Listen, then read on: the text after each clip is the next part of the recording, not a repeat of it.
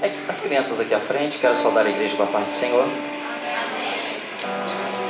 Estenda suas mãos para cá, para que nós possamos orar pelos nossos pequenos. Senhor, diante da Tua presença, queremos apresentar, ó Deus, os Teus pequenos.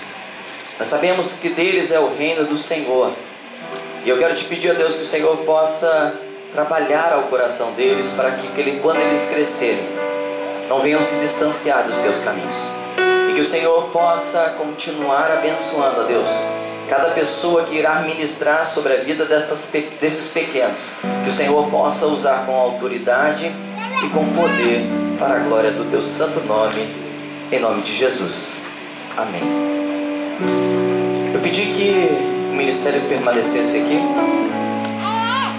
e nós vamos cantar de novo esse louvor, pelo menos o refrão. E será que realmente é isso que nós almejamos diante de Deus? Porque este é o maior propósito de Deus, que Ele venha crescer e nós venhamos diminuir. Porque quem tem que aparecer aqui não é o homem, não é o pastor Sadraque, não é a denominação A ou a denominação B, mas quem tem que manifestar a sua glória é o Senhor. E é isso que é o mais importante, queridos. Não tem um sentido. Não tem um sentido maior que quando a palavra vem falar hoje, à noite de Santa Ceia, de nós lembrarmos do sacrifício de Cristo. E aí aquele que não tem discernimento do corpo nem do sangue, este peca. Qual é o propósito da morte de Cristo? Qual verdadeiramente o sentido dele morrer, de entregar a sua vida? Para quê? Para qual finalidade? Para que o homem venha crescer? Para que o homem venha aparecer? Ou para que a glória do Senhor venha se manifestar sobre nós? Enquanto nós estávamos louvando, eu estava pensando e lembrando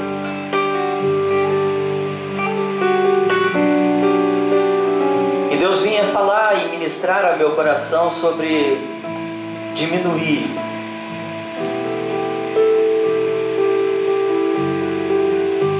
O porquê de estarmos aqui. Para servir a quem? Qual é o maior sentido de nós sairmos do nosso lar? Poderia lá estar assistindo Faustão. Existe Faustão. Infelizmente ainda existe. Não ele, mas o programa dele. Poderia estar assistindo outras coisas em casa, com as pernas para cima. Viajou a semana toda, né? Poderia estar lá descansando no seio da sua família. Mas resolveu vir para cá. Para qual o sentido? Para quê? E por quê? Já parou para pensar sobre isso? Poderíamos estar em outro lugar, mas decidimos estar aqui. Para quê? Por quê? Simplesmente para me ver? Creio que não, irmãos. Vamos permitir que o Senhor manifeste a sua glória sobre nós e que nós venhamos se ocultado neste momento, para que a glória dele se manifeste. Louve ao Senhor.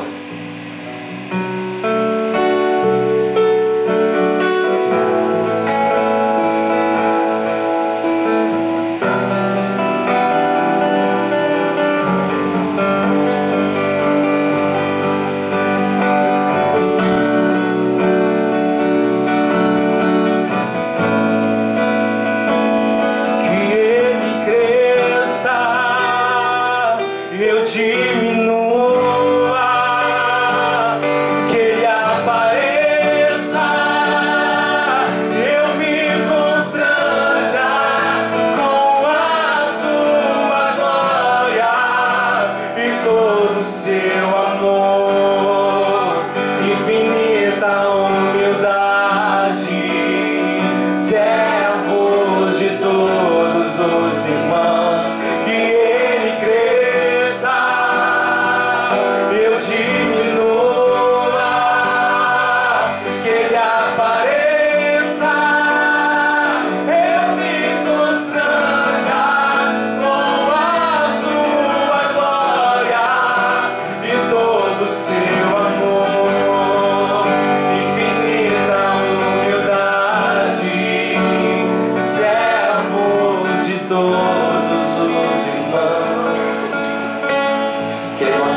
sobre nós. O Evangelho de Jesus, segundo escreveu João, no capítulo 5, verso 39, diz assim: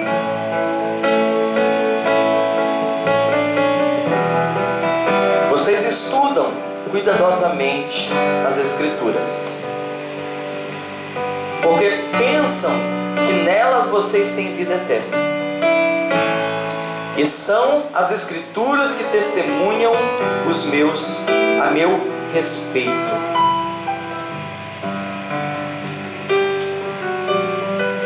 A palavra do Senhor nós não vimos, não andamos com Cristo, mas ouvimos e acreditamos e temos fé que a palavra do Senhor é a revelação dele para com as nossas vidas. E este louvor, que ele cresça, que eu diminua, vem mostrar um pouquinho sobre quem nós precisamos ser e o que nós precisamos realizar para que o testemunho de Cristo seja vivo sobre as nossas vidas. Hoje podemos ver muitos vivendo os seus momentos, os seus sonhos, os seus projetos, independente da vida do nosso irmão, a vida de outras pessoas. Cada um está vivendo independente aquilo que ele acredita, aquilo que ele sonha, aquilo que ele quer. E nós podemos ver que a palavra do Senhor ela é muito clara a respeito disso. E isso me alegra porque é o princípio da volta do Senhor. As pessoas não mais se preocupam com o próximo, não mais se preocupam com as pessoas. Muitas pessoas estão buscando, outros confiam na sua própria força, outros confiam em cavalo, carruagens, fogo, enfim, cada um tem buscado aquilo que ele acredita. Mas olhando um pouquinho aqui para a crucificação de Cristo, nós podemos pegar um pouquinho aqui da parte de Marcos, capítulo 10, verso 35 ao 41, e Lucas 22, 23 e 24, que nós vamos ver um pouquinho sobre os discípulos do Senhor. Os discípulos do Senhor andaram com Cristo, viram as maravilhas a qual Cristo realizava,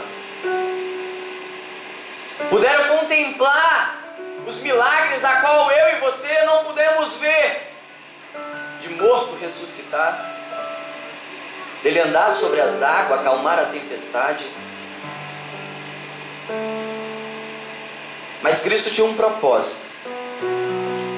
Ele foi enviado com um propósito.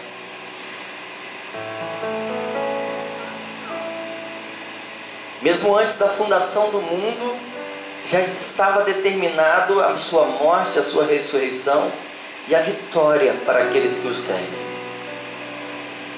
Diz a palavra do Senhor.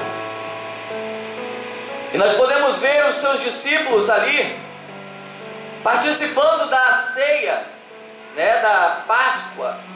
Lembrando de quê? Lembrando do sacrifício a qual o Senhor tinha de promessa para o povo de Israel, a qual iria levar e enviar um libertador para o povo de Israel e arrancar eles da garra do Egito, do faraó.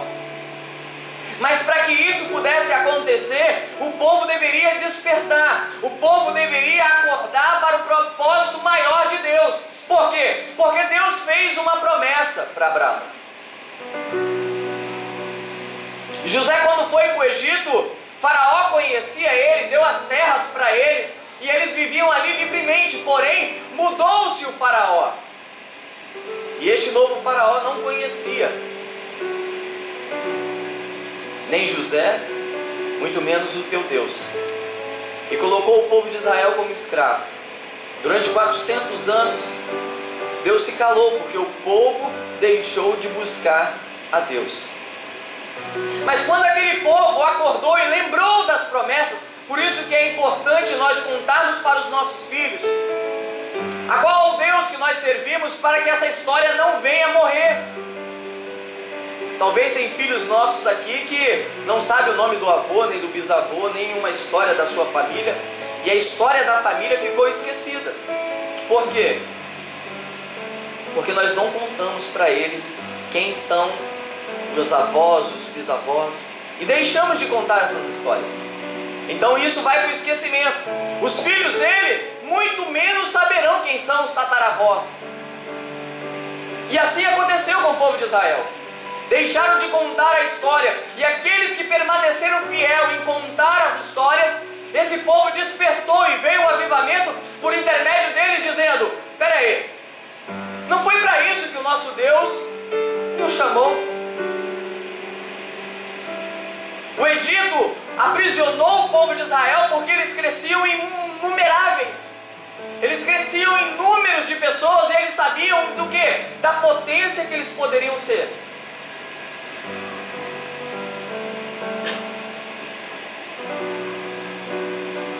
E aquele povo despertou e lembrou das promessas que o Deus dos seus antepassados fizeram aos teus pais. E aí veio o avivamento de Deus. Deus levanta Moisés, vai ali, liberta aquele povo. E esse momento a qual Jesus está ali à beira, faltando um dia da sua morte, participando da ceia, lembrando do quê? Lembrando deste propósito de Deus de resgatar, de levar este povo para uma terra aonde manava leite e mel. E eles estavam ali agradecidos a Deus com essa festa da Páscoa, lembrando deste sacrifício de Deus, lembrando do que Deus prometeu para eles e resgatou aquele povo. Só que o coração daqueles discípulos, nós podemos ver que era um momento de angústia, era um momento de confronto, era um momento a qual o Senhor Jesus vem ali dizendo que daquela mesa sairia um traidor, que trairia a confiança do Mestre, do Senhor, e um começou a indagar ao outro: quem será? Será que sou eu? Será que é você? Quem vai ser? Quem vai ser? E quando o nosso coração é colocado sob pressão, irmãos, revelamos quem está no nosso oculto. E eu posso dizer com propriedade sobre isso, porque no momento que eu estou vivendo, eu me revelei uma pessoa que eu não sou, que eu não gosto de ser. Porque nós matamos o nosso eu todos os dias. Todos os dias que nós acordamos, nós lutamos não contra o inimigo, o diabo, não. Porque o diabo ele já foi sentenciado à perda, à derrota. Porque quando Cristo se entregou na cruz do Calvário, ele já decretou sobre nós uma vitória. Eu acho que vocês não entenderam. O Senhor já decretou uma vitória sobre o povo dele escolhido. E o que hoje nós precisamos é lutar contra o diabo? Não, não. Ele só pede para que nós venhamos resistir. Por quê? Porque ele vai tentar a nossa vida. Mas contra quem nós temos que lutar todos os dias é contra o nosso eu, contra a nossa vontade, contra o meu ego, o meu desejo. É isso sim eu tenho que lutar todos os dias. E quando nós somos colocados sob pressão, nós revelamos quem nós somos. E nesses 4 meses, talvez eu me revelei pessoa que eu não gostaria de ser, porque quando eu olhava para mim e pelos meus atos, a minha família sabe disso, que eu falava assim: não sou eu este. Se não sou eu este, eu vou lutar contra o meu eu, contra a minha vontade. Por quê? Porque quando nós estamos feridos, a tendência é querer ferir. Será que é só eu que acontece só comigo? Ah não, mas você, pastor, você não pode. Por que não? Sou sujeito às mesmas tentações e provação de qualquer um. Então quando a tendência de nós estarmos feridos é querer ferir. Se a pessoa fala A, você vai lá e fala A e B. Por quê? Porque eu quero sair com a razão. Eu quero sair por cima da carne seca. Não é verdade?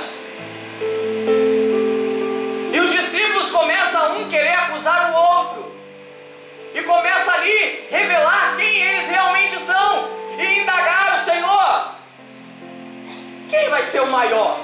Naquele exato momento ali, eles começam a questionar ao Senhor, dizendo, até mesmo aí Tiago e João chegam para Jesus e dizem assim: olha, mestre, posso te fazer uma pergunta? São com minhas palavras, tá, irmãos? Essa parte. Nós largamos tudo para te servir. Largamos família, trabalho, para seguir única e exclusivamente o Senhor. Então eu acho que se eu te pedir algo, o Senhor pode me dar. O Senhor vai e vira para eles e pergunta: quem vai sentar à tua direita e à sua esquerda? Ó, eu faço, eu quero. Permita que eu sente de um lado e ele do outro. A pressão a qual eles viveram de acusação revelaram algo que estava escondido. E isso acontece, irmãos, nos dias de hoje também. Em um momento de conflito entre a igreja, se levanta um dizendo: eu posso mais que o pastor, então eu começo a semear, começo a querer dividir igrejas, porque o número de igrejas aumenta. Será que verdadeiramente é isso que o Senhor quer? Uma igreja com 3, outra com 6, por causa de divergências, a qual Tiago e João acharam que poderiam mais do que os outros. E aí começa-se uma discussão no meio deles. Começa uma discussão no meio deles, por quê? Porque não era algo comum. Não era algo que eles faziam regularmente, mas o momento da pressão que eles estavam vivendo, em saber que dali sairia um que iria trair o mestre.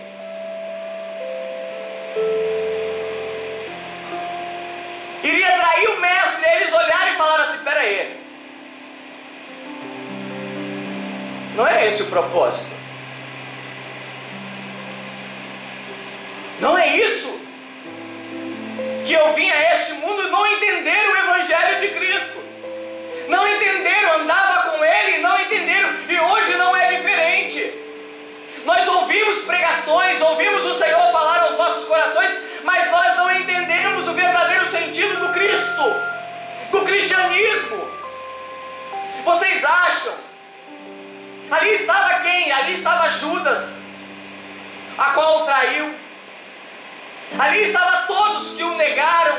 Você acha que no momento da morte de Cristo, quem é que estava lá? Ninguém.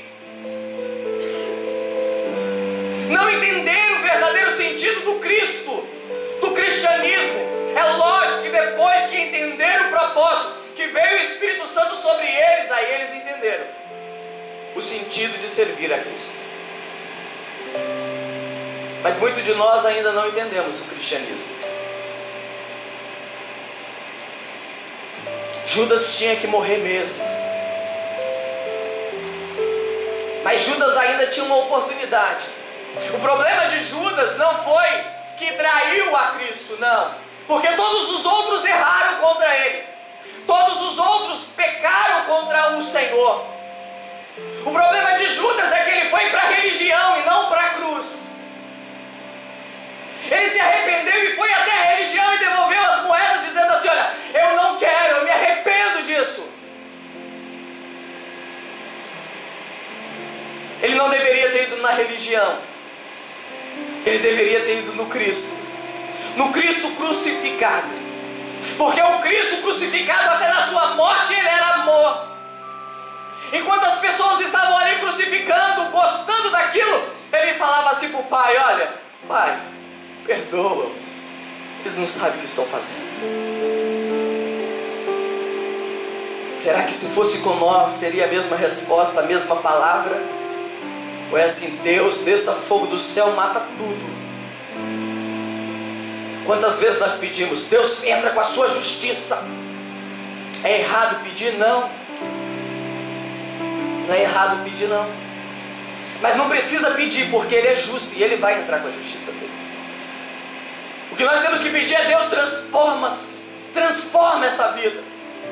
Porque hoje ela me afronta, mas amanhã ela pode abençoar outra pessoa. Ela pode ter um encontro com o Cristo a qual nós servimos. Mas o problema é que nós, querido, nós mostramos e revelamos algo que nós não queremos ser. Ou queremos, né? Porque muitos dizem que eu sou assim, vou morrer assim, quero continuar assim. Azar é o seu. Porque para entrar no céu tem que ter mudança. Tem que ter uma atitude diferente. Sabe, e aí Cristo vem. O Senhor Jesus vem e faz algo que todos ficam perplexos. Olha para ele e fica bem assim, por que ele se levantou nesse momento? Pega para mim lá, Esther, chama mais. Daniel, desce para Esther ele pegar algo ali embaixo.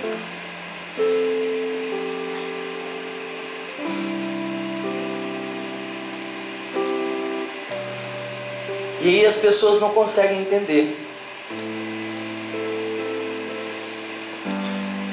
Eu vou chamar alguém que vai representar todos os irmãos aqui. Júnior, vem cá, Júnior. Fazendo favor.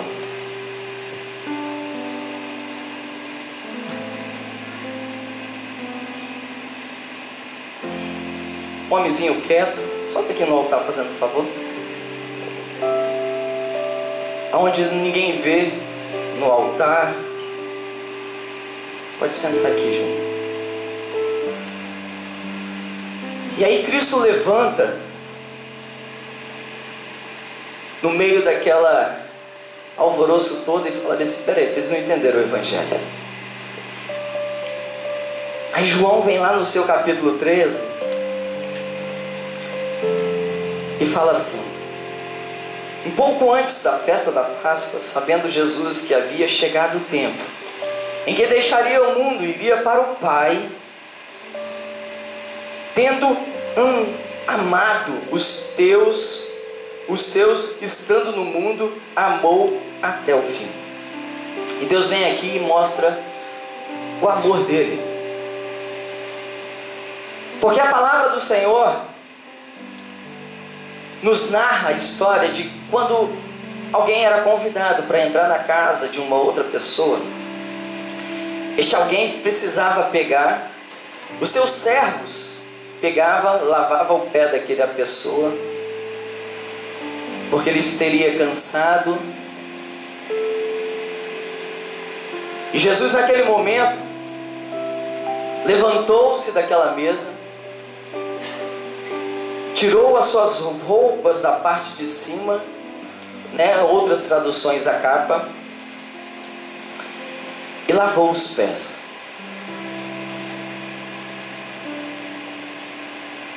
Eu vou lavar seus pés.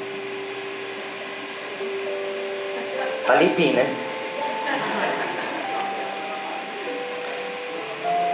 Sabe qual é o sentido, irmãos? A nossa denominação não tem esse costume. A igreja da minha mãe, a qual eu cresci, toda ceia, os irmãos lavavam-se os pés uns dos outros. Para mim, não tem problema quem faz ou quem deixa de fazer. Isso é costume de cada igreja. Mas o que eu quero narrar aqui é o sentido deste lavar dos pés. Porque é muito fácil quando a gente olha e ouve falar. Mas agora vocês vão ouvir falar, mas vão ver a ação do lava-pé. Até que eu sou parecido, porque a palavra diz que ele não tinha beleza nem formosura. Então, foi as forras, né, irmão? Você estava doidinho para falar isso. Lavou a alma. Hoje chegou a cura para o Wesley. Aplauda ao Senhor de pé, igreja.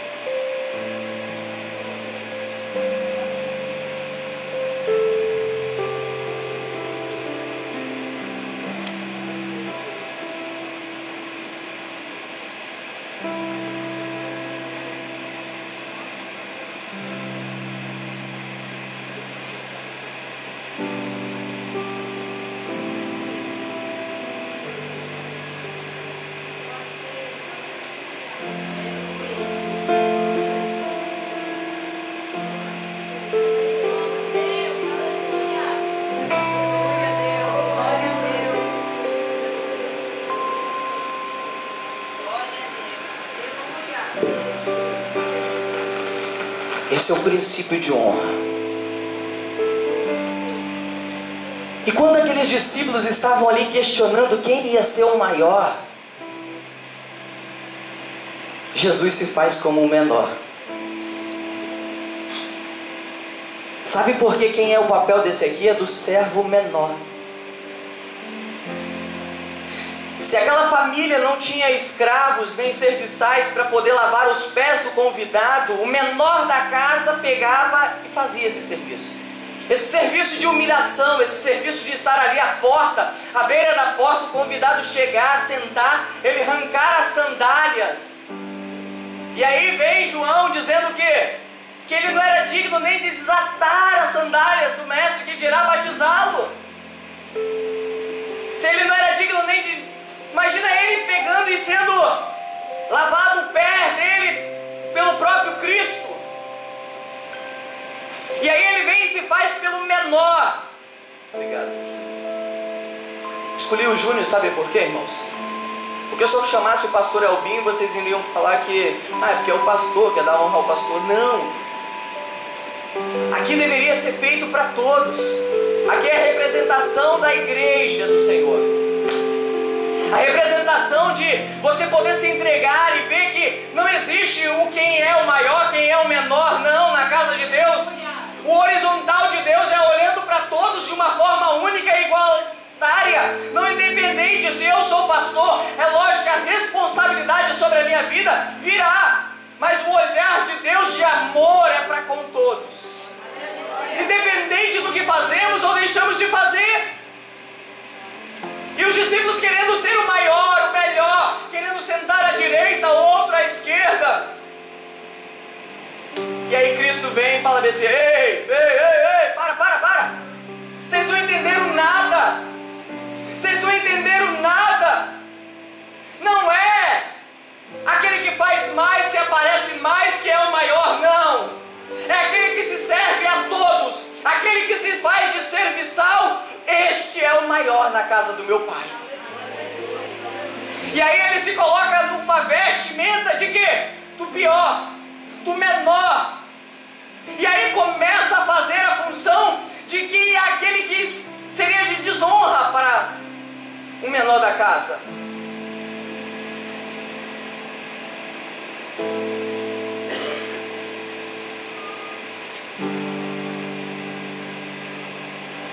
Mas ele não se importou. E aí quando ele começa a lavar os pés, ele chega até Pedro. Pedro vai lá e resiste. Peraí, não, Senhor. Não, dessa maneira eu não quero, não. Talvez era a vontade dos outros também dizer. Mas Pedro teve coragem de dizer: não, Senhor, o meu pé você não vai lavar, não. E aí Jesus vira para ele e fala assim: olha, se eu não puder lavar, você não tem parte comigo.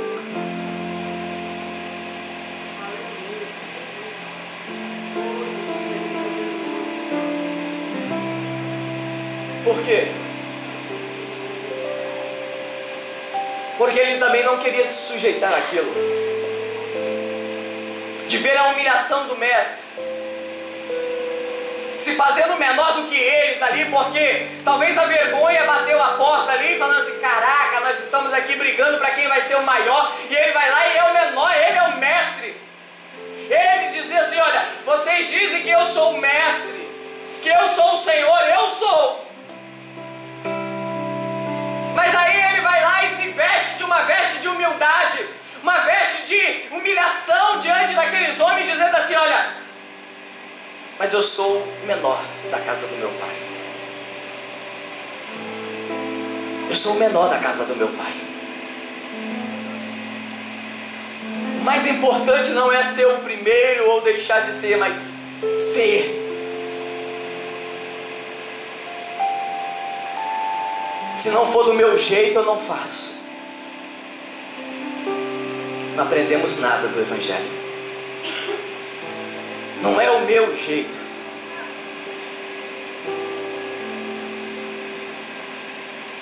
Não é da minha forma. Não é como eu quero. Não é porque você foi ferido que você tem que ferir. Pelo contrário, é você prosseguir à frente, dizendo: se eu sou diferente, eu posso mostrar para as pessoas que além de ser ferido, eu posso estar ali guerreando e mostrar que eu sou capaz de vencer. Aleluia, Deus. E foi assim que aconteceu comigo, irmãos. Deixei de ferir.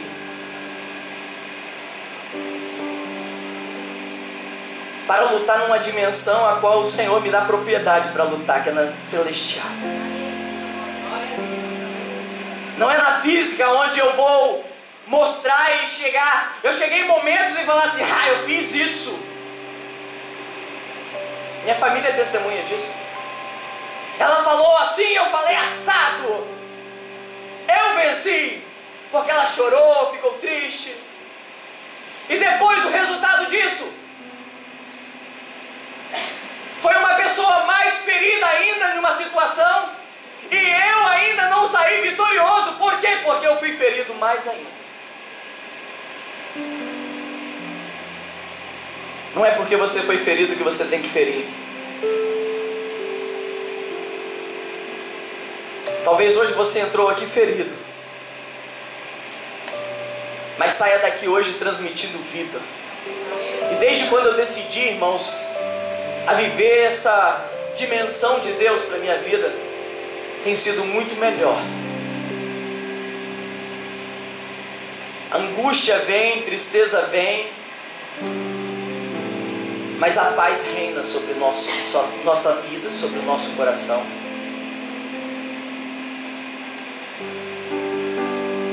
E se você lutar com a sua força, do seu jeito, já viu a água na palma da mão?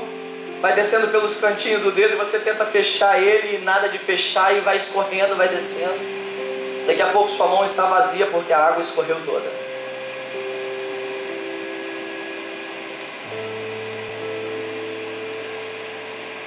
Só precisamos acreditar.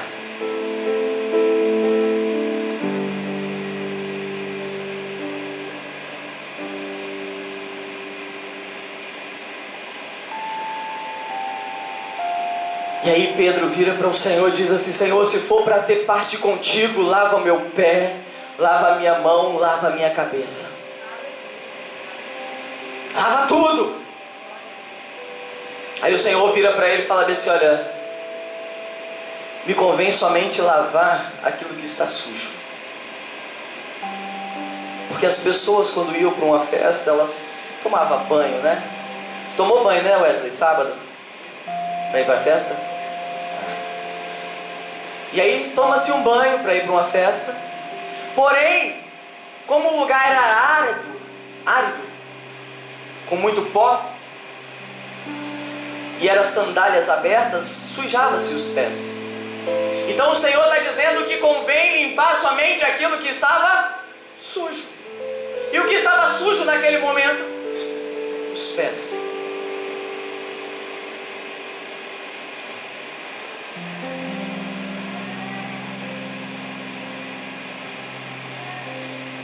Precisamos se esforçar naquilo que está sujo.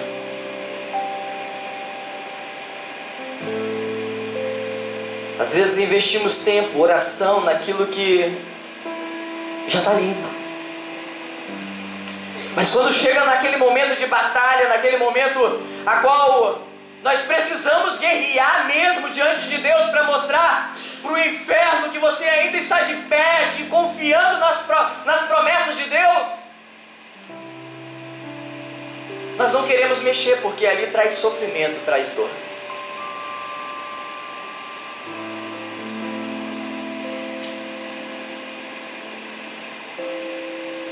Jesus responde para Pedro bem assim: Simão Pedro, quem já se banhou precisa apenas lavar os pés, todo o seu corpo estar limpo. Você está limpo, mas nem todos. Pois ele sabia quem iria o trair. Por isso diz que nem todos estavam limpos. Irmãos, ele sabia que Judas iria o trair. Ele poderia se negar de lavar os pés de Judas, do traidor. Mas nem por isso ele deixou de cumprir com este ato. Ele lavou os pés daquele que o iria entregar por 30 moedas. Ele sabia que Pedro iria o negar por 3 vezes.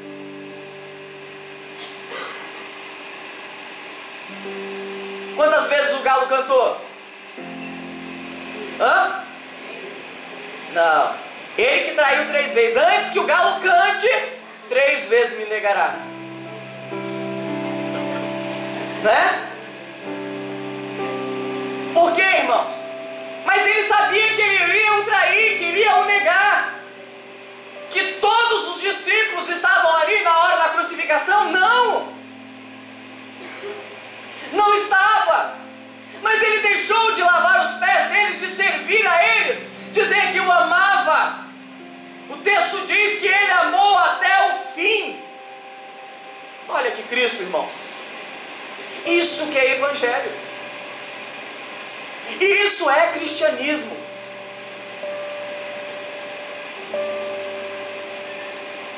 Já pensou em lavar o pé de um traidor?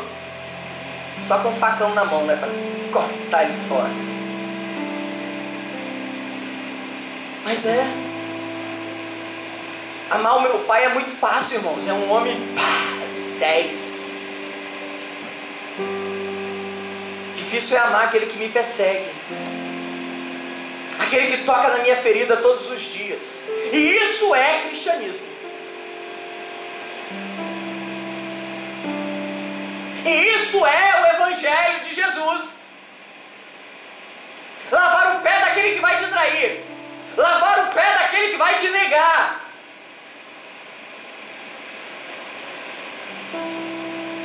É fácil? Não é. Em momento nenhum nós vamos dizer que fazer tudo isso é fácil. Mas quando a gente entende o propósito de Deus, entendemos o Evangelho de Cristo, nós pensamos nas consequências.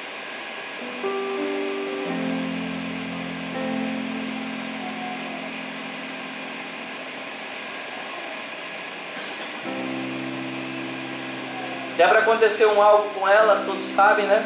Soltaram um rojão no quarto para acordá-la. Perdeu uma audição de um lado do ouvido. E a minha vontade, sabe o que era? Por falta da assistência da igreja que ia, minha vontade como homem era postar nas redes sociais. E todo mundo diz assim, faz mesmo, faz. E aí eu já pensei diferente. Quais serão as consequências disso? Falei em uma outra ministração, quem é que expõe a nudez do Evangelho é a própria igreja. É crente que compartilha coisas para destruir a vida de um outro crente.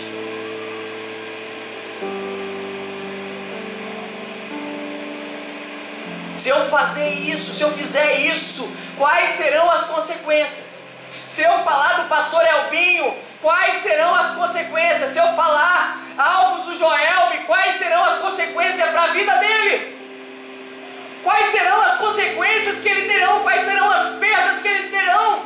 Você acha? Esse retiro, todos os anos, eles acordam as pessoas com rojão. Nunca deu nada. Esse ano deu ruim.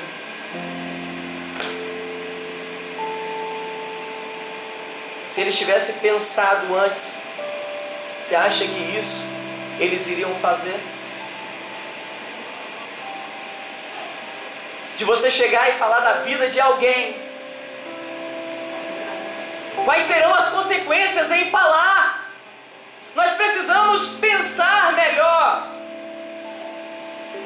É lógico que nós estamos sujeitos ao erro. Erramos todos os dias.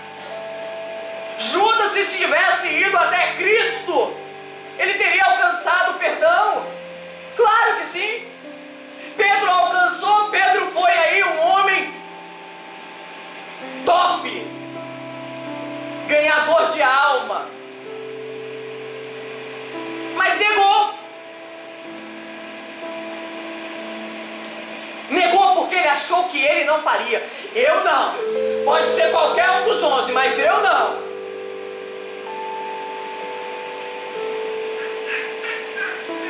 E somos assim. Sérgio falou que vinha fazer, se ele não vier também eu não faço.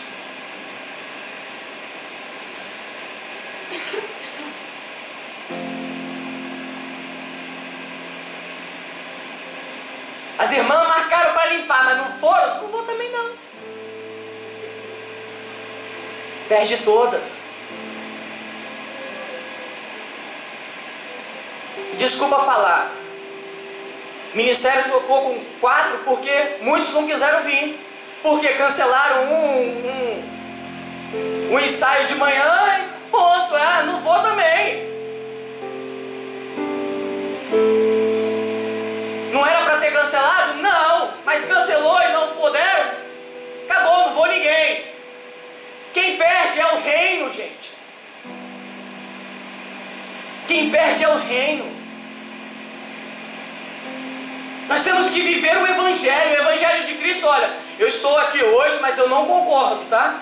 Da próxima vez tem que ser diferente.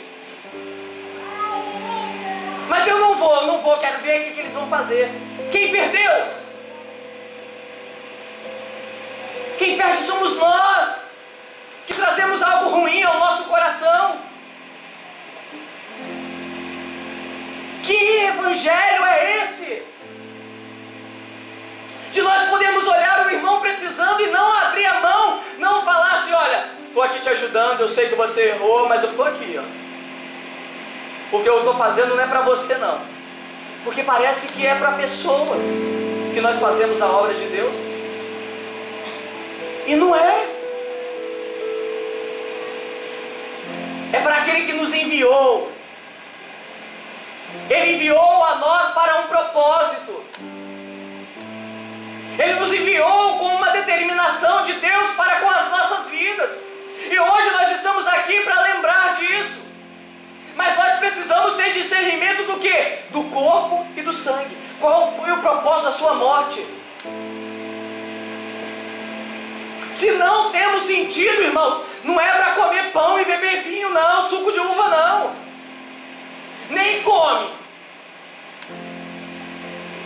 Examine-se, pois o homem é a si mesmo, e assim coma do pão e beba do cálice. Porque aquele que come sem discernir, precisamos ter discernimento do que isso significa. Precisamos ter o discernimento do que significa o sacrifício de Cristo na cruz do Calvário. É para gerar vida, é para gerar frutos. Não discórdia, um com o coração puxando para lá, o outro para cá. Não vamos chegar a lugar nenhum se a igreja não acordar e determinar, esse é o foco, é esse o objetivo, é a cruz de Cristo. Fica fácil, irmãos. Fica fácil servir a Deus. Sabe por quê? Porque o diabo hoje ele não quer matar ninguém e tirar da igreja não, ele quer ferir dentro da igreja. Sabe por quê? Soldado ferido vai ter mais uns 2 soldados lá para carregá-lo.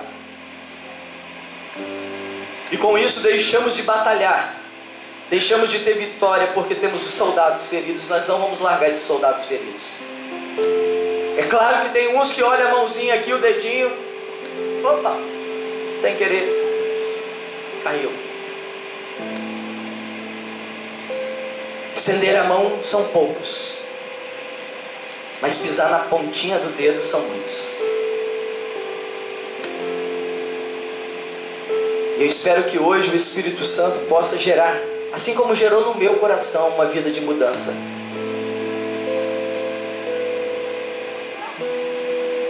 assim como gerou um novo sobre a minha vida, assim eu quero semear sobre a tua vida. Luta contra a sua vontade. Luta contra o seu eu. Quando o irmãozinho chegar lá na sua casa para falar da vida dos irmãos, fala assim: vai me acrescentar alguma coisa? Não vai? Esquece. Ora por ele. Já é tão difícil, irmão, servir ao Senhor, sendo perseguido pelo mundo, que dirá pela igreja. Não é verdade? A concepção que nós temos de igreja é que nós vamos chegar aqui para ser abraçado, para ser amado. Mas isso não é uma realidade de muitos. Não falo igreja, igreja, ministério de Jesus, não. Eu falo igreja do Senhor, que se diz que é do Senhor, no âmbito geral. Que nós possamos viver essa luta.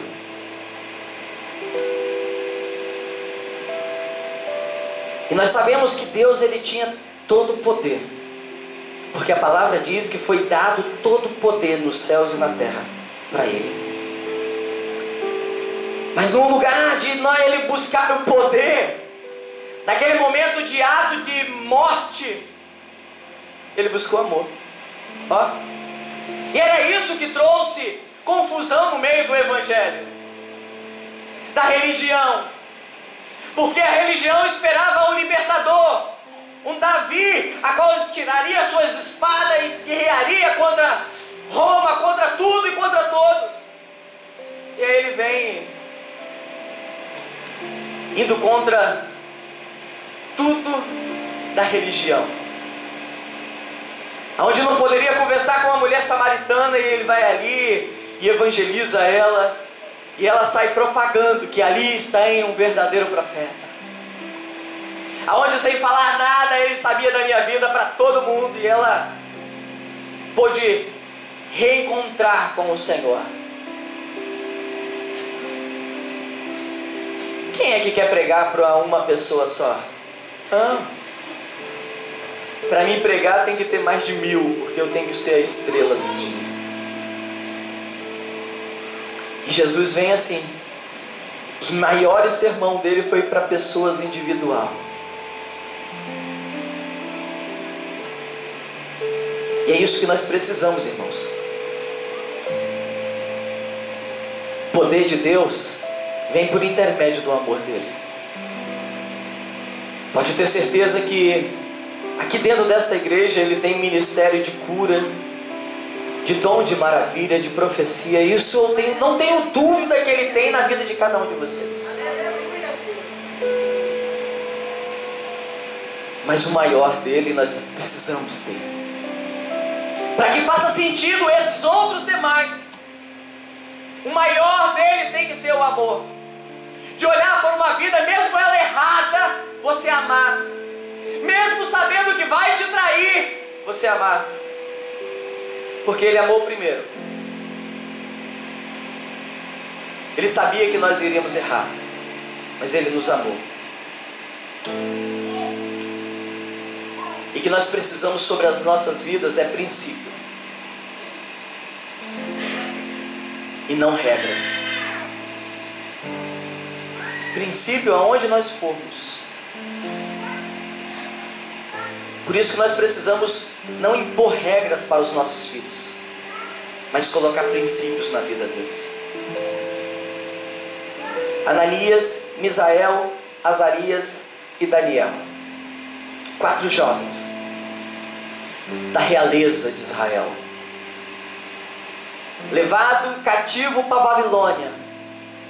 E como o nome tinha influências, eles resolveram mudar os nomes dele para que eles viessem a mudar os seus princípios. E aí vai lá e coloca Sadraque, Mesaque, Abednego e Belsazar. Agora acabou com o problema. Nós mudamos o nome, o caráter dele vai ser mudado, e automaticamente, com o passar dos anos, os princípios deles vão estar o quê? Esquecidos. eles não tinham uma regra em adorar a Deus. Eles tinham princípios, regras. Muitos dizem aí, o segundo ditado, que regras são para ser cumpridas, né? Mas muitos deixam de cumprir com regras.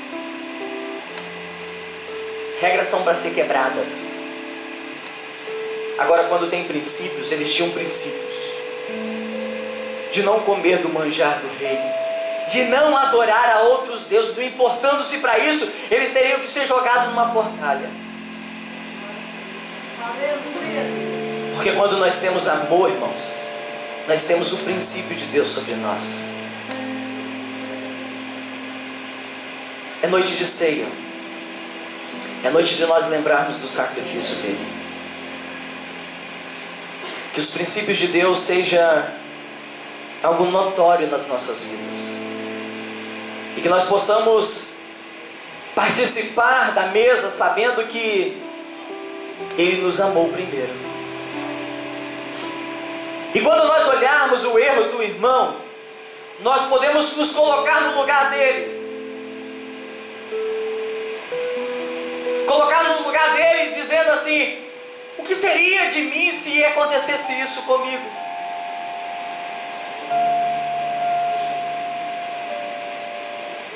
Eu vi uma imagem que me chamou a atenção, onde tinha uma girafa e o leão foi e colocou outras patas em cima, assim, ele estava andando como fosse uma perna de pau, e a girafa virou e perguntou: por que você está fazendo isso? É porque eu quero olhar com a sua visão. Tenta se colocar no lugar do irmão, antes de julgar e condenar. Porque Deus não me chamou para ser juiz, muito menos porteiro do céu, em determinar quem sobe, quem fica. Quem dera se Ele me desse. Mandava um monte para o inferno, mas não é isso que Ele me chamou. Ele me chamou só para amar. Amar e cuidar. A você também. Porque o princípio do id não foi para os pastores. O princípio do id foi para a igreja do Senhor Jesus. Leva a vida. Saia daqui hoje com vida. Mas pastor, eu estou ferido. Mesmo assim, leva a vida. Porque quando você transmitir vida, você vai estar vivo. Você vai ser um gerador de vidas. Vai ser um gerador de vidas. E quando você tem vida, quando você tem amor, você vai ser como Estevão. Mesmo sendo apedrejado, você vai ver os céus abertos e vai dizer assim: ó Senhor, não impute o meu sangue sobre eles. Por quê? Porque foi discípulo de Jesus. Entendeu o Evangelho de Jesus. Mas com nós é diferente. Não pisa no meu calo não, que eu desço do tamanco. Isso não é Evangelho. Isso é ser humano. E nós precisamos deixar de ser humano no aspecto de cristianismo. Porque o ser humano tem prazer em fazer o mal ao outro, em torturar o outro.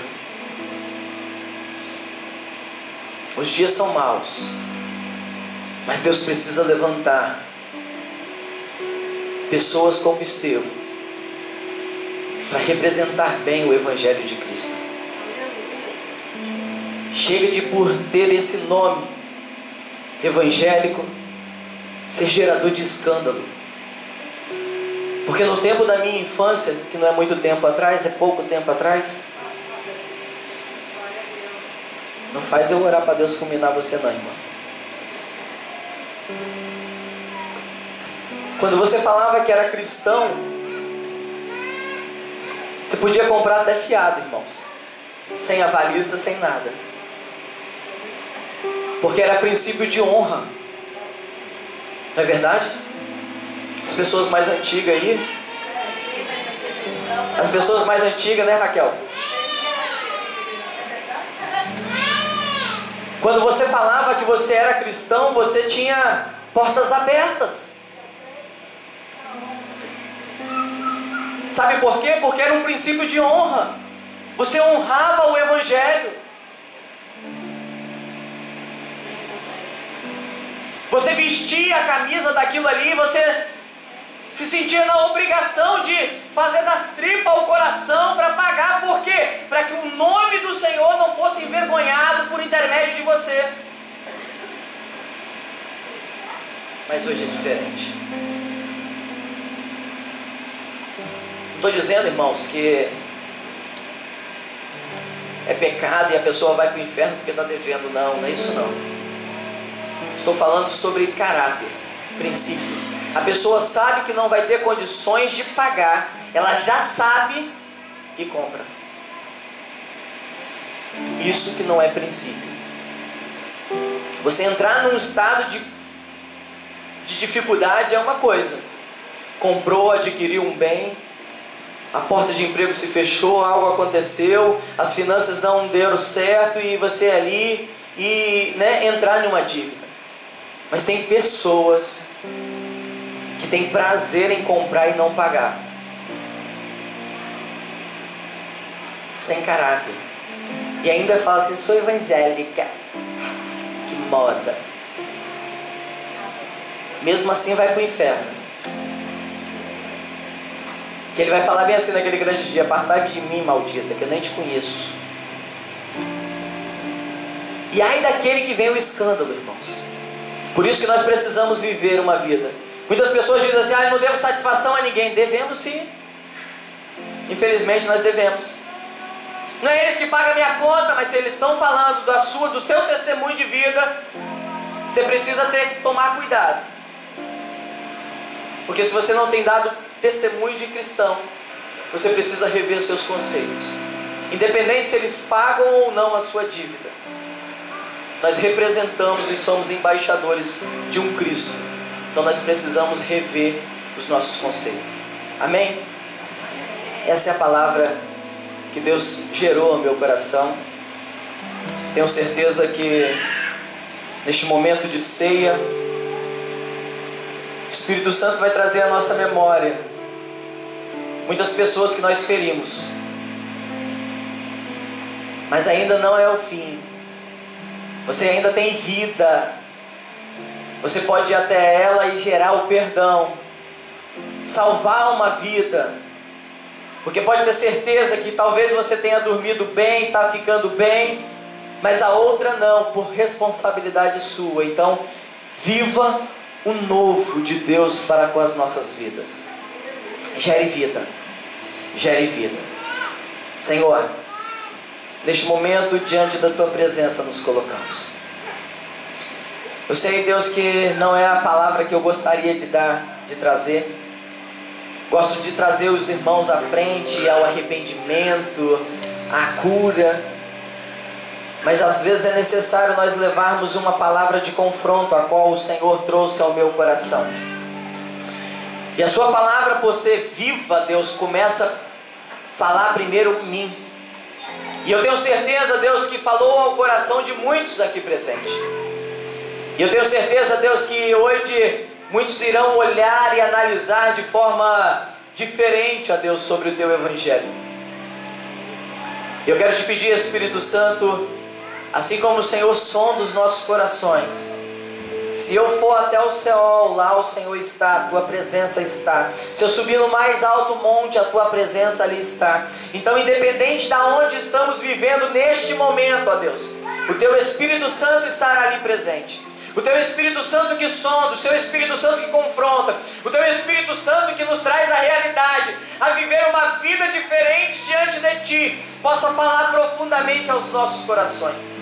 E aquilo que está sujo, ó Deus, o corpo está limpo, os pés estavam sujos, somente aquilo que está sujo, ó Deus, traga a nossa memória para que nós venhamos a lavar, a limpar, a viver uma vida diferente nessa área.